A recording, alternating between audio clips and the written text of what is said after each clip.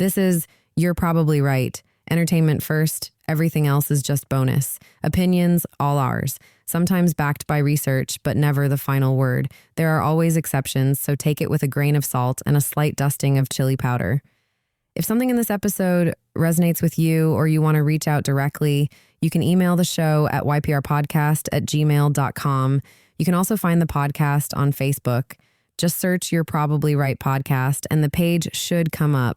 And if you are listening somewhere other than Spotify, you can find the show there as well. Just search You're Probably Right and follow the podcast so new episodes show up automatically. All right, let's get into it. Hey, y'all, it's MCM, and this is You're Probably Right podcast, episode 309. So we're talking about what happens when they come back. Who you say? Someone who loved you or you thought loved you. More like someone you loved. And you tried to express your love in so many different ways, and it all seemed to fall on deaf ears. But here you are now, and they're coming back. Now, this isn't an episode for the know-it-alls. The people who would sit here and argue with what I have to say, or the people who would argue that, you should just be able to move on from every single person that you've ever met, from every single individual, because they're just a human and there's nothing special or more special about anyone. I beg to differ. And I don't believe that, And if you're the type of person who likes to challenge things when they, if you've seen something and there's been a pattern for a period of time, or maybe for as long as you've known that particular situation or issue or person or whatever it is, and all of a sudden some pattern, a serious pattern shift has happened, and maybe they're treating you better, maybe they're treating you worse, or the situation's happening and it's in your favor or not in your favor. The point is when those things happen, some people just jump on the bus, you know what I mean, and roll, right? Your team's winning, hey, bandwagon time. And then there's some of us who reluctantly maybe step up, but don't fully give our all because we're not really 100% sure what has changed and why is there this big difference. So that's how I'm going to start off this episode. Let me just adjust something here. And remember, this episode, like all other episodes of my podcast, are for entertainment purpose only. It's just to make you laugh, maybe make you cry, maybe have you just wondering, maybe help you to do some critical thinking as to the situation you find yourself into or something like that. It is not a Christian podcast, but it is a podcast by a Christian. And what I mean by Christian, I don't mean somebody who just raised in North America under the guise of a baptism or of a christening or whatever it is. No, I mean a Christian who believes in the 66 books of the Bible, who believes that Jesus is the incarnate Word of God and that he dwells in each of us who are believers by his Holy Spirit, and that he's actually alive, and as the Bible says, sitting at the right hand of God, right? So now I got that out of the way. I just want people to know, because I don't come on this podcast touting scriptures and beating Bibles, as they would say, and preaching hellfire and all that. I'm not a preacher. I'm not a minister. I'm just a guy. And I believe in God. And I just want you to know that when I have my opinions, they come from that side of this world, because this world is just getting so cloudy and mixed up and remixed that it's really, really hard to tell what someone believes. Like, for instance, I don't believe in the emotional, emasculating type of social hip hop R&B gospel where people sing choruses 50 times over until they feel something in their body and they start doing the jitterbug. I'm not that type of Christian. I'm a type of Christian that just believes in the straight word of God. Now, I'm not saying I'm able to do everything, even though it says I can do all things through Christ. I'm not saying that I'm the person, and I'm correcting what I just said before that.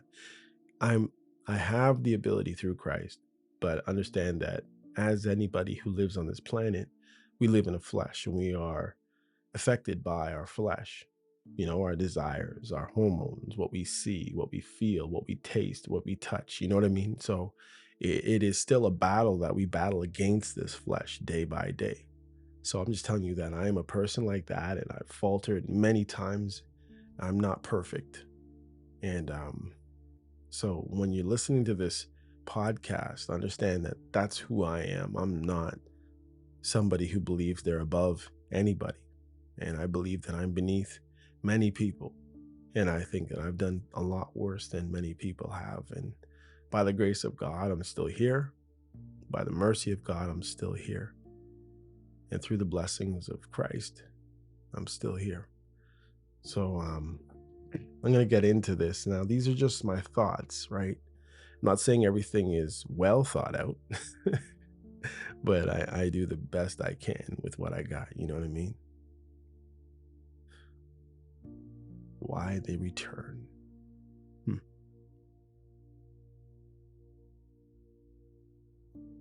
I'm just sitting with it for a sec.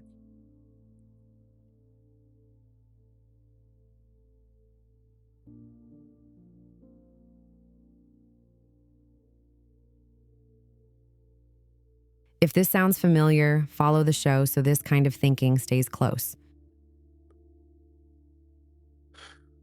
There's something unsettling about someone coming back after they have already shown you what they were willing to lose. And that something was you. Listen, if you hear me sipping tea, by the way, it's because I am. I've had a very wild bout of whatever for the last, I don't know, 24 or 48 hours, and my back is killing. Did I ever tell you the story of what happened to my back this past year? I wonder in these episodes. So, and obviously this is off, but hey, I'm just hanging out with you. You know what I mean? You can go past this if you want, but just interesting story. But I've had a back problem for about 20, 30 years, and it's from football and basketball, hockey and soccer. Um, but anyway, it's like it's always been off and on, off and on, off and on. But I've always known when I've tweaked it, and that would be, the beginning of onset of pain. But this year, after how many years? I would say after probably about 8 years of not deadlifting anything, I decided just to go to my lighter amount of weight, which was 2 plates. I always knew that 145 on each side is too light, and two on each side, I feel something. And this is deadlift. You know, you maybe just Google it if you don't know what deadlift is. It's a weightlifting exercise that contacts that involves many muscles in your body. Probably one of the most, if not the most, like what's the best way to say? It's most beneficial to many different muscles at the same time, but it can also snap up some stuff, as they would say. And of course, I did the two plates, no problem. So here I am going up to 3. Now, really my maximum that I've ever really done, I believe was 4.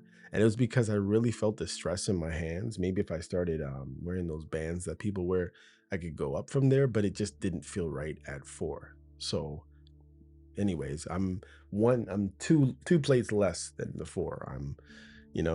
I got 3 plates on each side and I yank it up and it's up. And then I feel this tremendous pain in my back that I usually feel. Anyhow, I was at the prestigious Pan Am Center in Markham working out.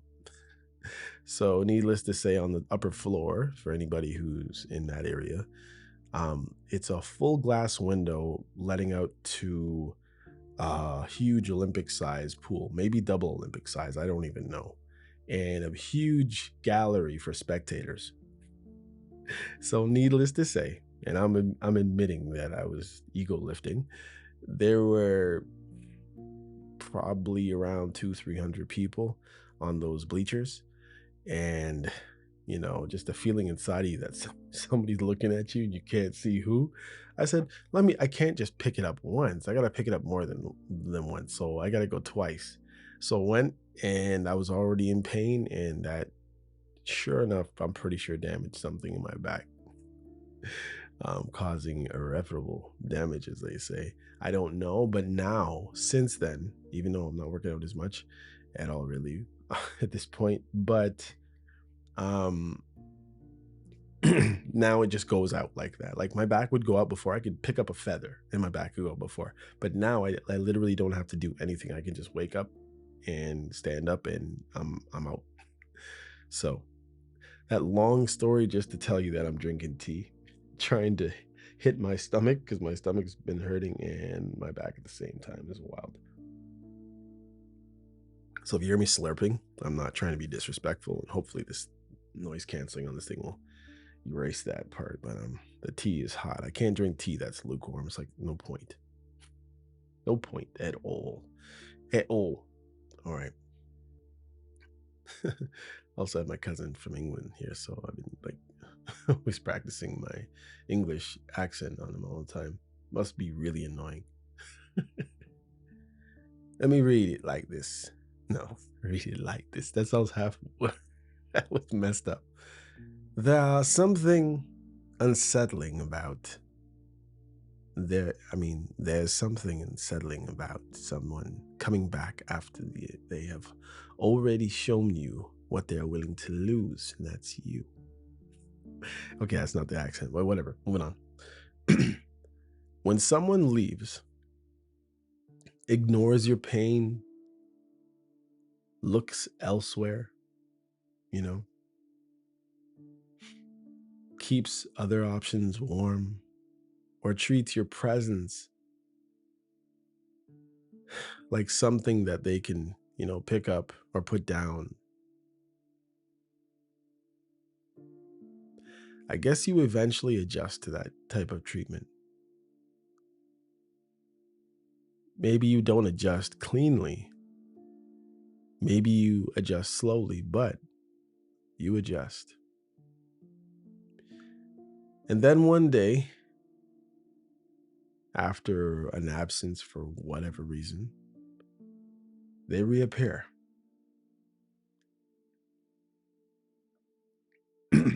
Not aggressively, not dramatically. They just present enough to disturb your so-called equilibrium. Maybe they text more now all of a sudden. They soften their tone when they speak to you. They check in on you when they think things aren't right with you. They seem more respectful. Sorry.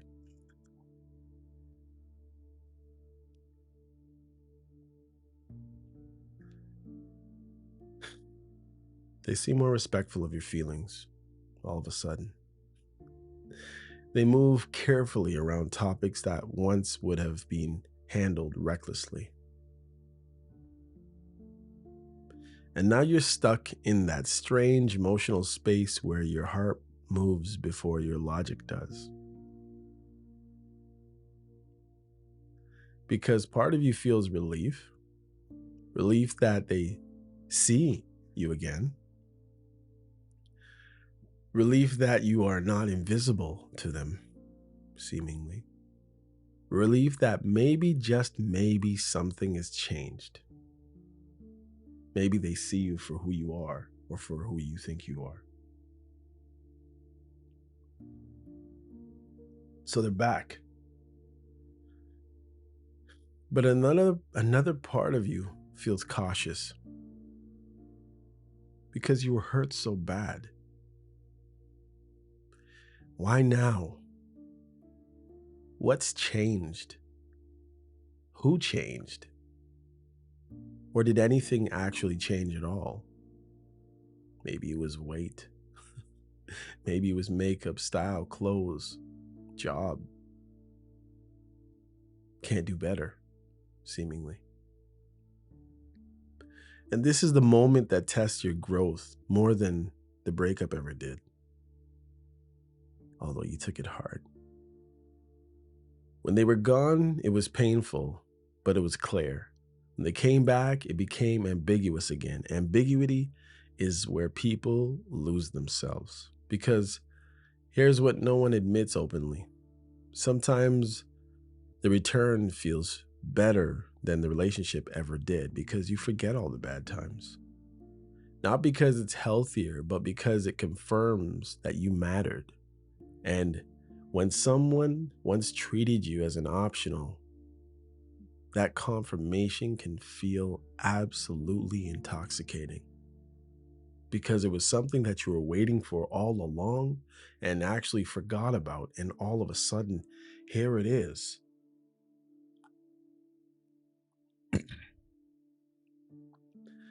But you have to ask yourself something uncomfortable. Are they back because they value you or because they need you? Those two things can look almost identical in the beginning. Need can sound like closeness, convenience can sound like care, familiarity can sound like affection. And after you are someone who has previously overgiven, overextended, overexplained, you are especially vulnerable to this moment because you already know how to step into help mode or helper mode. You already know how to provide stability. It's been proven. You already know how to bend over backwards. You already know how to offer emotional guidance, financial assistance, loyalty, presence, care. And sometimes when you are in a weaker season, when you're lonely or sick or uncertain, or just tired of starting over, being needed feels better than being ignored and alone. That's danger, though. You can mistake being accessed for being loved. And sometimes the person who returns does not come back with malicious intent. They might genuinely feel something. They might genuinely, miss your consistency. They might genuinely recognize your value. But the question is not whether they feel something now. The question is whether they are different now. Because if nothing about their character has changed, if nothing about their pattern has changed, then the return is not transformational. It's repetitious in a way. And repetition wrapped in nostalgia is one of the most powerful traps that there is. So when someone comes back, you don't need to respond with coldness. You don't need to respond with ego, but you need to respond with memory. Not unforgiveness, though. Remember how you felt when you were asking for clarity and got silence, or they switched the topic. Remember how you felt when you were offering support and got indifference and entitlement. Remember how you felt when they explored other options while you were trying to build something stable with them.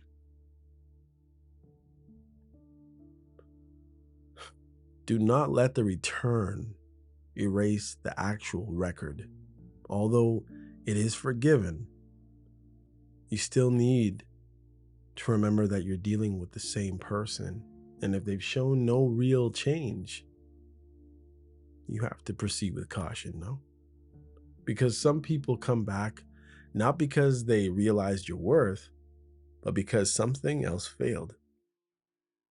And if that is the case, you're not a second chance. You are a second option.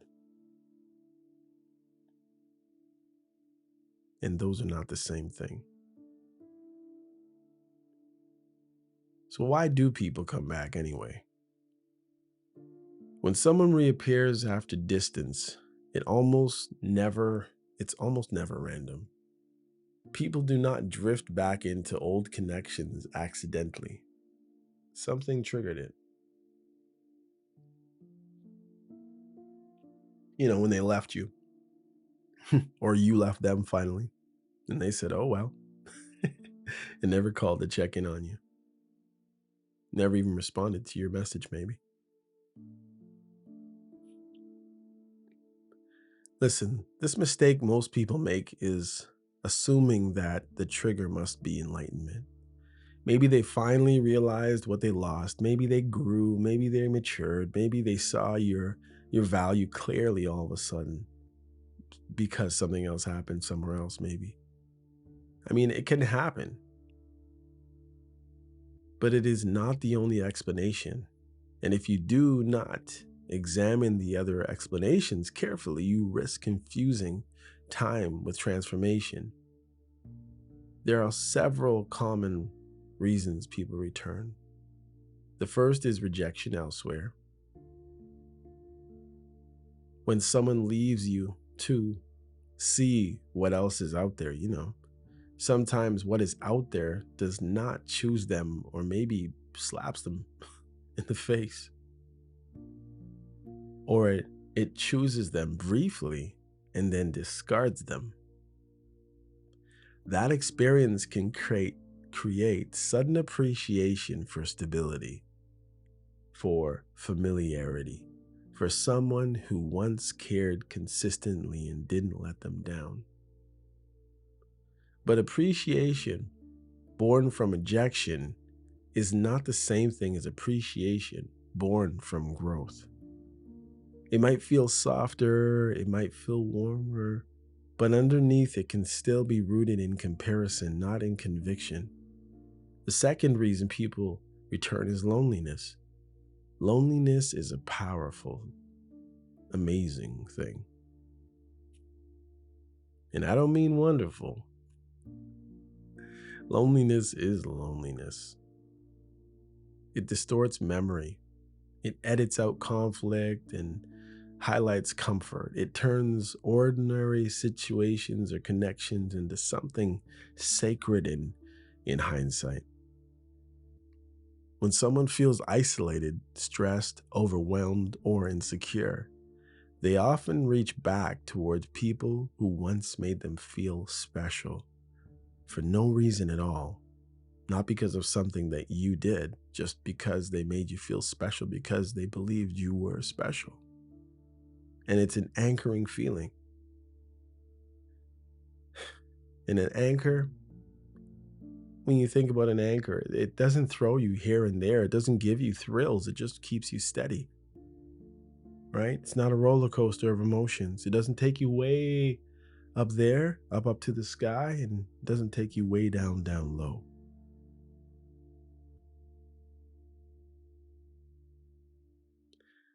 The third reason is ego. If you pulled away, if you stopped chasing, if you stopped explaining, if you stopped providing easy access, that absence can bruise someone's ego. What do you mean you're not going to chase me? And sometimes the return is less about reconciliation and more about restoring their sense of desirability. They want to know they still can. They want to know they still matter. They want to know the door is not permanently closed. That does not mean they want the responsibility of walking fully through it now. The fourth reason is unfinished business. Some people genuinely do reflect. They sit with the consequences of their actions. They feel regret. They recognize pattern. They understand how their avoidance or inconsistency damaged something truly meaningful. This is the rarest return, but it does exist. The difference between regret and inconvenience is accountability. Regret says, I see what I did, and I am willing to carry the discomfort of naming it. Inconvenience says, I miss how things felt when you were available to me. One is growth, and the other is simple nostalgia ultra. Another reason people come back is familiarity. Human beings are wired toward the things they know. Even unhealthy dynamics can feel safer than uncertainty. You know each other's rhythms. You know the language. You know how to interact. Starting over with someone new requires effort, vulnerability, and of course, risk. Returning to you may feel easier, but easier doesn't mean better. And then there is the reason no one likes to really talk about, and that's access. If you were generous, if you were emotionally available, if you provided help, stability, financial assistance, problem solving, reassurance, loyalty, that kind of access is very valuable. Not everyone can replace that quickly. Sometimes people come back not because they love you differently, but because they missed the benefits of being close to you. This is where you have to be honest with yourself. If the return is accompanied by new boundaries being respected, by direct acknowledgement of the past harm, by consistent behavior over time, by visibility change in how they handle conflict and commitment, then maybe something shifted. But if the return is mostly tone change without structural change, more attention without accountability, more softness without ownership, then you are likely witnessing a cycle, not a transformation. And listen, sometimes the person returning does not even know their own motives clearly. They may believe they care deeply. They may believe they have grown. But growth is not a feeling. It is a sustained behavior, and it's sustained over time. So when they come back, the real question is not why did they return? The real question is, who are they now compared to who they were when they left or when we left?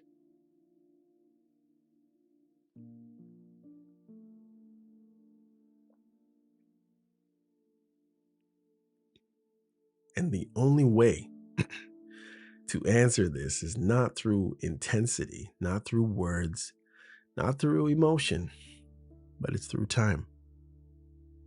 Do you have that time? Time exposes sincerity. People can only keep up a facade for so long. Time exposes convenience. Time exposes repetition, intent, desire. The mistake people make is responding immediately with the same depth that they once offered. They rush back into emotional familiarity before the evidence is in. And if you have been used before, if you've been slighted before, if you've been ignored when you were hurting, you owe it to yourself not to rush. Please. Not out of spite, out of self-respect.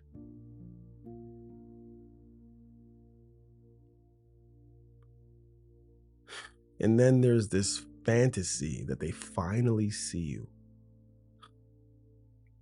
There is a very specific kind of hope that shows up when someone who once dismissed you suddenly becomes attentive. It feels like vindication, like the universe has finally corrected itself, like all the nights you sat there wondering whether you mattered, whether you were overreacting, whether you were too much, or now because answered with a quiet, I see you. And that feeling is powerful because it does not just touch your romantic side, it touches your wounded side like a band-aid. It touches the part of you that felt ignored, the part of you that felt disrespected and hurt, the part of you that offered stability, consistency, and was met with exploration and ambiguity. So when they come back softer, more careful, more aware of your pain, it can feel like justice, finally. Finally, they understand what I was offering. Finally, they see how steady I was. Finally, they respect what I tried to build. And if you are honest with yourself, the fantasy is intoxicating because it rewrites the past in a way that protects your dignity that you kind of trampled on yourself. It says, I was not foolish, I was early, I was not desperate, I was loyal. I was not overgiving, I was just ahead of them. And maybe that's true. But here's the danger. The fantasy of being finally seen can blind you to where anything structurally has actually changed. Sorry.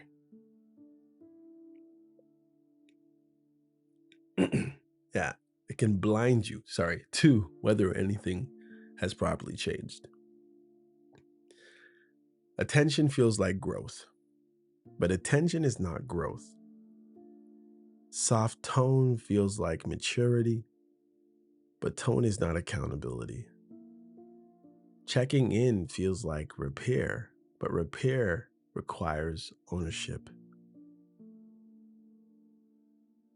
The fantasy says they finally realized my value in all that I did for them.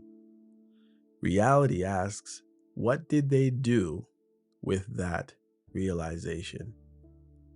Did they name what they did wrong without you prompting it? Did they acknowledge how their behavior impacted you in your life? Did they change how they handled conflict? Or are they just sitting on the couch again, waiting for you to serve them?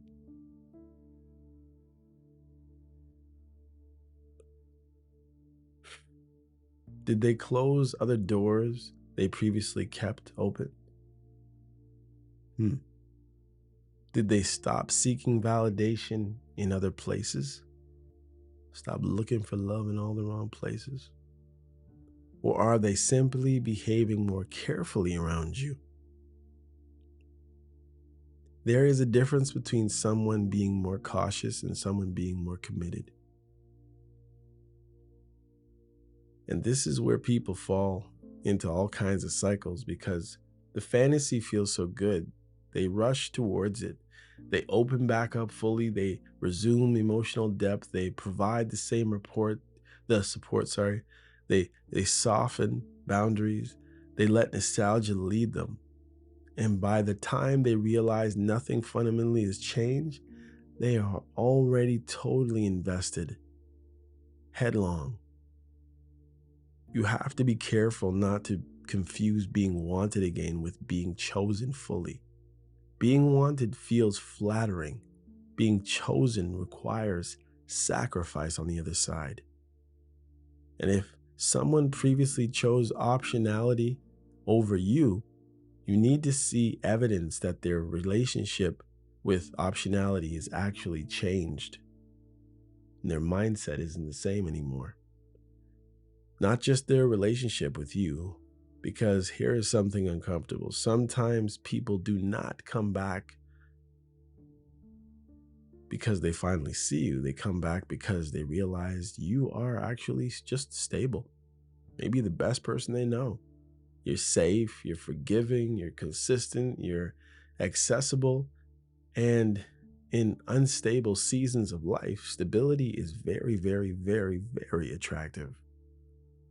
But attraction to stability does not automatically equal willingness to protect it.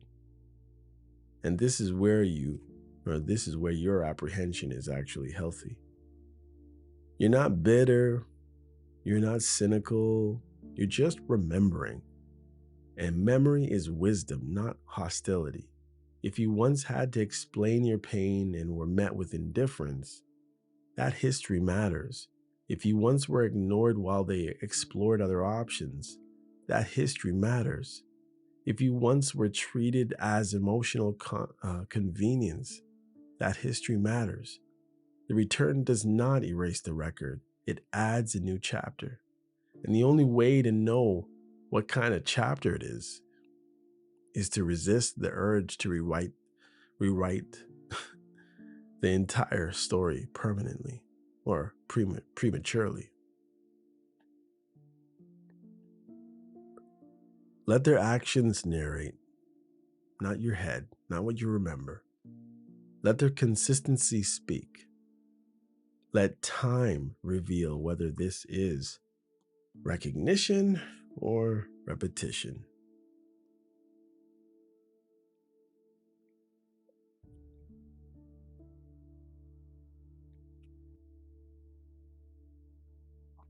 Because sometimes the most dangerous word in a returning dynamic are not "I love you." They are "I missed what we had."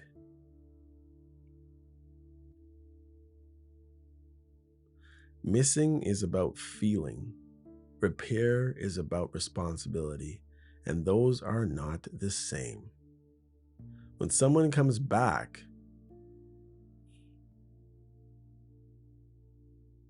you want to know what's really up, but you don't want to play games.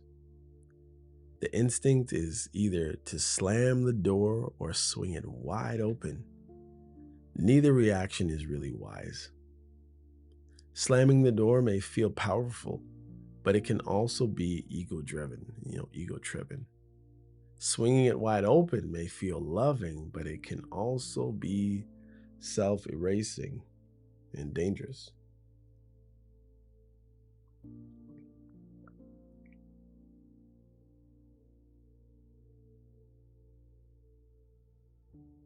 There's a third option. Leave the door unlocked, but do not invite them back in the house yet. You do not need to test them with tricks. You do not need to create artificial jealousy. You do not need to withdraw affection theoretically, or you don't need to become distant in order to feel strong. You simply slow everything down. The first evaluation is pacing. If they come back with urgency, do not match it. Urgency can feel romantic, but it can also be desperation. We don't know. Real growth does not panic when things move slowly. If they truly want something stable, they will not collapse under patience. The second evaluation is accountability. Do they voluntarily acknowledge the past?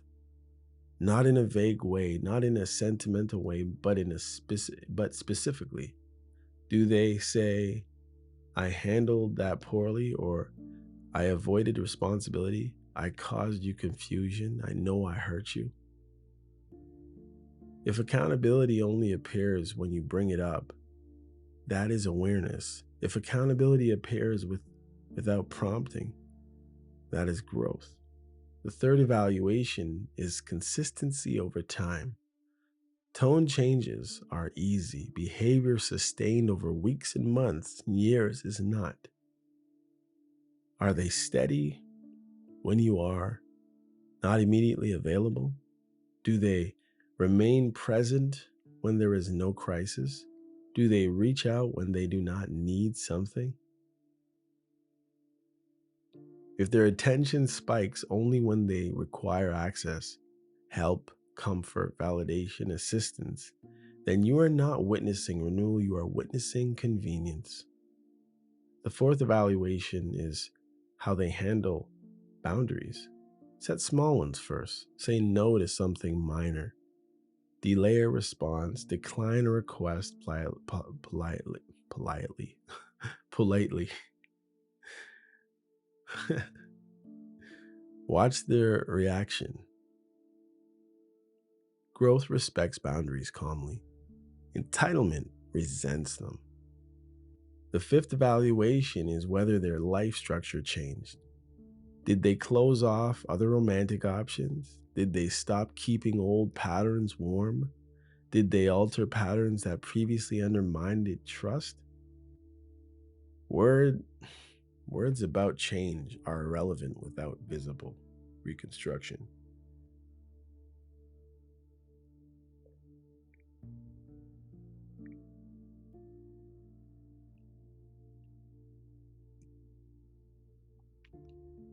And here's the part that requires discipline.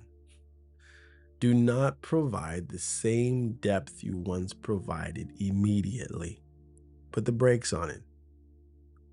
If you used to be their emotional anchor, do not resume that role instantly.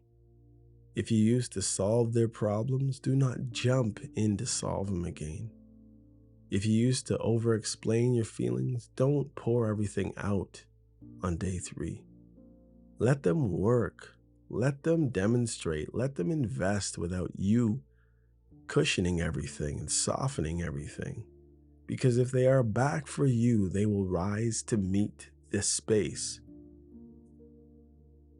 If they are back for access or for recess, they'll grow impatient and they'll be out again. And patience is the revealer, really, because it has to do with time. Another important question is this: are they interested in repairing the relationship or repairing their comfort? Repairing comfort sounds like nostalgia, flirting, light conversation, emotional warmth without structure. Repairing relationships sounds like clarity, planning, responsibility, and a forward intention. You do not have to interrogate them aggressively. You can simply ask direct, calm questions. What changed for you? Why now? What would be different this time? Then listen. Not for passion, no. Not for chemistry, but for something that actually makes sense, or otherwise people would say clarity. If the answers are vague, deflecting, sentimental, but non-specific, you have your answer. If the answers are grounded, accountable, and paired with changed behavior, you also have an answer. And here is something difficult but necessary. You are not obliged to reward someone for discovering your value. It was always there. You're not required to reopen access simply because they are now feeling differently. Second chances are a gift. They are not entitlements. But you also do not need to punish anybody when they have honestly shown genuine growth. Your responsibility is not to be harsh. Your responsibility is to be honest. And honesty means this: if you sense that being used even lightly feels better than being alone, pause. That feeling is not love. That is loneliness negotiating with dignity. Being needed can feel intoxicating, but being respected is quieter. And quieter is usually healthier.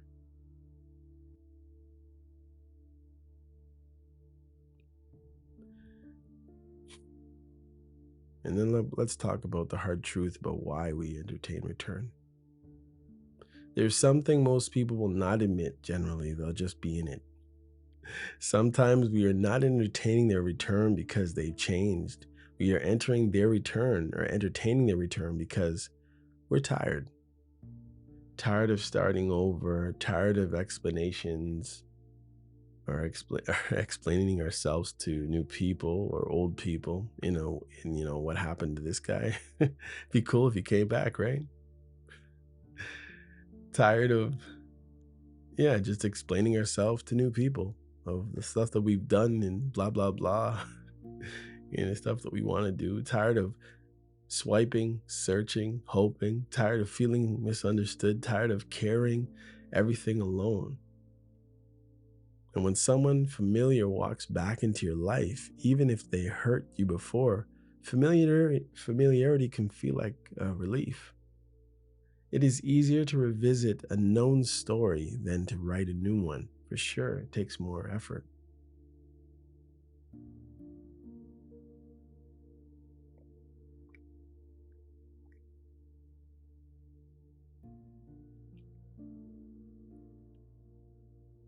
The reason why revisiting a known story is because you already know their pattern, you already know their tone, you already know how to navigate their moods. You might know stuff about their life and stuff that you wouldn't have to tiptoe around because when their mother's birthday or when their father died, or starting from scratch with someone new requires vulnerability again. It requires trust, it requires risking being misunderstood again. So sometimes the return is less about them being extraordinary and more about you being exhausted. And exhaustion lowers our standards, it always does. There's another layer that is even harder to admit. If you've been in a season where you felt overlooked, underappreciated, unchosen, their return feels like validation. It'd be like you're ha at the world. It confirms you still matter. It confirms you are not disposable. It confirms that what you offered had value after all. The confirmation can feel healing, but validation is not restoration because someone now recognizes your worth does not mean they are prepared to treat it responsibly. There is also the reality of weak moments when you're sick, when you're struggling financially, when you're emotionally worn down, when you feel isolated. In those moments, even inconsistency in attention can feel like, stable or stabilizing for you. You may tell yourself you are evaluating calmly, but part of you is simply grateful not to be alone. So you lower your standards again. And this is where you must be extremely careful. If being used lightly feels better than being ignored completely, you are negotiating from scarcity, and scarcity always distorts our judgment. It convinces you that partial effort is meaningful. It convinces you that intermittent care is devotion, and convinces you that subtle attention is transformation, but it ain't. You have to ask yourself a brutal question. If I were thriving right now, emotionally stable, socially connected, financially secure, confident, would I be entertaining this return in the same way? That question strips away fantasy for real.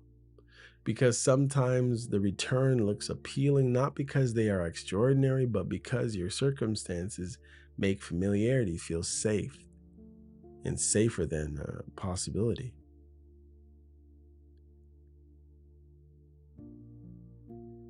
This does not mean, or this doesn't make you weak. It makes you human, but awareness changes everything. When you realize that part of your openness is coming from loneliness, you can slow down. When you realize part of your softness is coming from your fatigue, you can pause. When you realize part of your willingness is coming from wanting to matter to somebody again, you can breathe. And breathing creates space. Space to observe, space to require consistency, space to refuse access without clarity. You don't need to shut them down dramatically. You don't need to accuse them. You did this and you did that. And where is my this and that? You don't need to assume the worst, although we do sometimes, right? They're back to use me. I don't know. But you do need to protect yourself from confusing attention with change, because here's the truth. If they genuinely change, they will still be there in 3 months.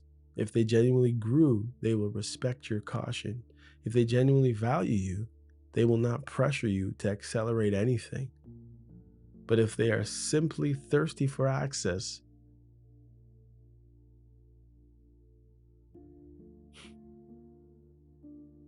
for comfort, for assistance, for validation, the patience required to rebuild will frustrate them. And frustration exposes motive in the end. This is not about whether they deserve another chance, because who does really? It is about whether you are prepared to give one from their strength instead of from their depletion. There is a difference between reopening the door because you feel whole and reopening it because you feel empty. One is generosity, the other is vulnerability to repetition. If you are honest with yourself, you already know which one you are operating from, and that is the real evaluation.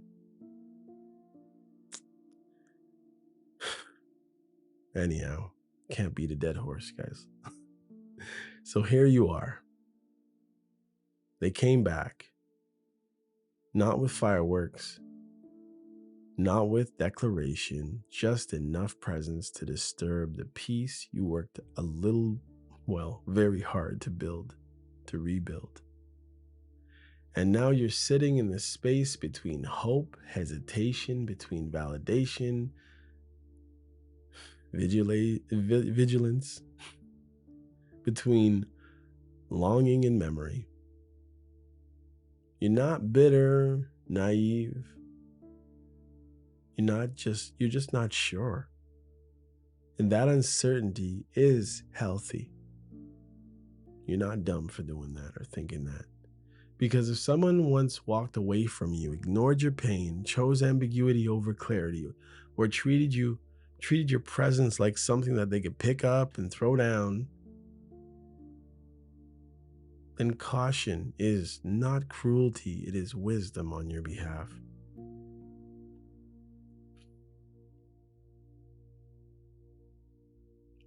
You do not have to punish them. You do not have to reward them. You do not have to perform strength or perform softness. You have to be honest. Why are they back? Honest about what happened, honest about how it felt, honest about what you tolerated, honest about what you will not tolerate again. If they truly changed, your steadiness will not scare them away. Growth does not return from accountability. Growth does not resent pacing. Growth does not collapse under boundaries. If they return because something else failed, because loneliness set in, because they needed access, because familiarity felt safe, because you were always generous and stable and available, then time will reveal that too. And here's what matters the most. You are not obligated to make yourself small so someone can feel comfortable coming back. You are not required to reopen your life simply because they rediscovered your value. You are not responsible for being the soft landing for someone who has previously chose turbulence over you. If you chose to explore it, do so, I should say, from stability, not from hunger and from thirstiness. If you choose to pause, do so without guilt. If you choose to walk away, do so without drama. The most powerful position you can hold when someone returns is not anger. It is not eagerness. It's just simple clarity. And I don't like the word clarity because it's just so often used nowadays. But at the end of the day, clarity says I remember. Clarity says I'm not desperate for attention. Clarity says I do not confuse access with love. Clarity says I am willing to see what it is real, but I'm no longer willing to imagine what is not. And maybe the hardest truth of it all is sometimes they come back not because you were the love of their life, but because you were the most consistent person in it. Consistency is attractive, but consistency deserves protection. You spent time building your life back up after they left. You rebuilt routines, you rebuilt dignity, you found new things, new hobbies to do possibly. Maybe you started working out, maybe you joined a group, maybe you started singing again. You rebuilt emotional footing. Do not trade that work for temporary reassurance. If they want to return, let them return properly.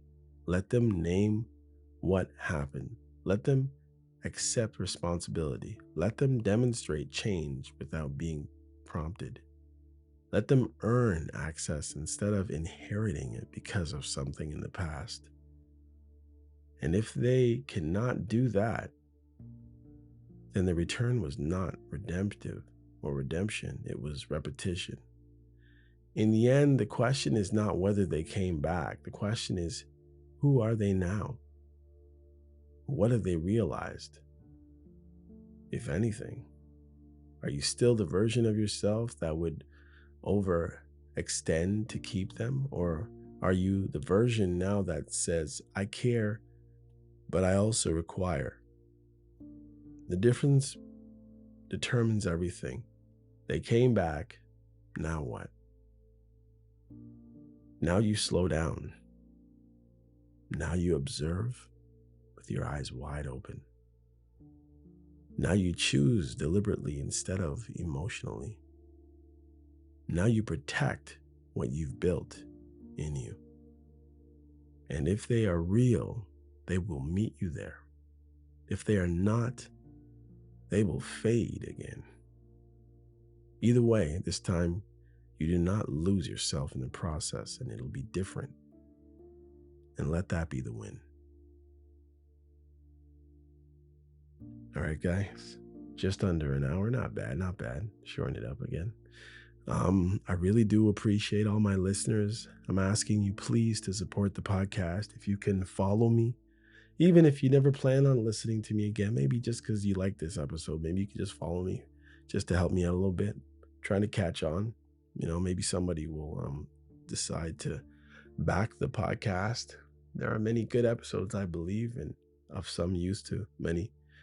But at the same time, if I'm hidden or not followed very much, these platforms do not push your podcast. And that's just the reality. And that's the reason why a famous person who starts podcasting with 3 episodes jumps to the front of everything. And someone like me who has now 320 or whatever it is episodes posted have a struggling time. Anyhow, thanks for hanging out today. This is MCM and I'm signing off. You're probably right.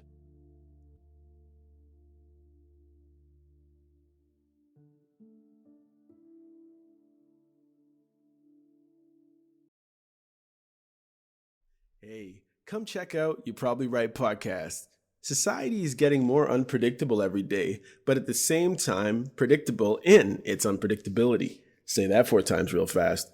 Come with me as I attempt to find clarity in all the fog while staying way outside the box and kicking the box way down the road with my size 12 ducks. I use the Bible, experience, education, fortune, misfortune, life's lessons, life's mistakes to sort through all the mess. I talk about news, God, God, self-help, sports, sickness, health, music, parenting, love, humbleness, hurt, pain, joy, and all the things that might make you say, I never thought of it that way. Hopefully, anyway.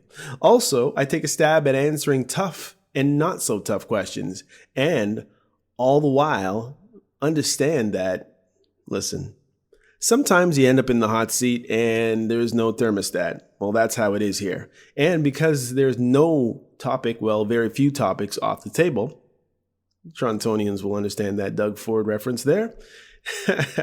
Hopefully the podcast will be helpful and uplifting. And hey, maybe you'll find your own private Idaho here somewhere. Hope to see you soon. Ooh, yeah.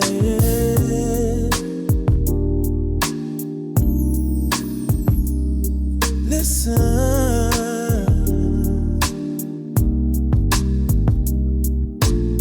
It's getting late and I'm still wide awake, staring at the ceiling, thinking about the space you take. One day you're here, next day you're gone, and I'm just trying to understand where we went wrong.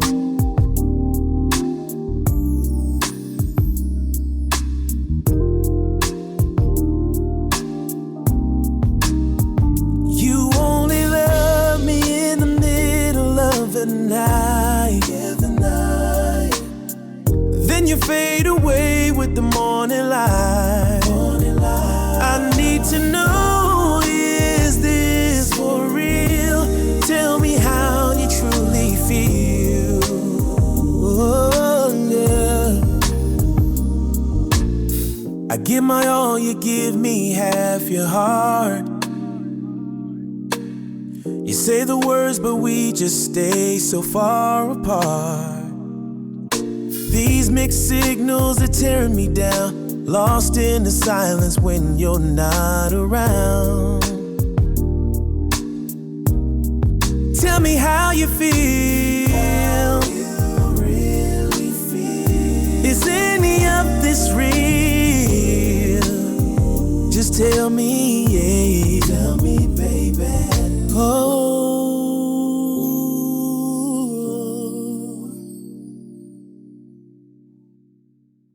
You only love me in the middle of the night. Then you fade away with the morning light. I need to know, is this for real? Tell me how you truly feel. Oh, yeah.